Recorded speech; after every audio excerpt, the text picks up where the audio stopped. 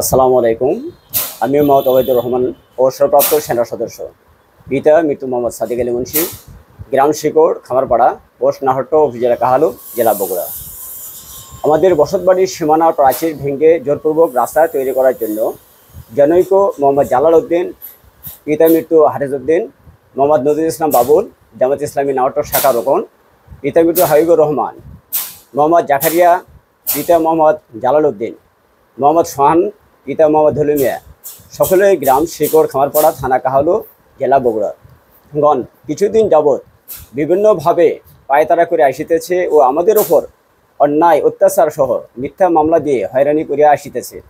এমত অবস্থায় ইংরেজি ৩/৯/২০২৪ তারিখ সকাল অনুমান ৮টা ১৫ ঘটিকায় তারা হাতে ধারালো অস্ত্রশস্ত্র সহ বিভিন্ন দেশীয় অস্ত্রশস্ত্র নিয়ে আসিয়া সন্ত্রাসী কায়দায় আমাদের বাড়ির সীমানা প্রাচীর ভেঙে ফেলে এবং আমাদেরকে মারপিট করার চেষ্টা করে, যা গ্রামের লোকজন প্রত্যক্ষভাবে দেখিয়েছে। তাদের উত্তরোপ সন্ত্রাসী কর্মকাণ্ড আমি মোবাইল ফোনে ভিডিও ধারণ করে রেখেছি।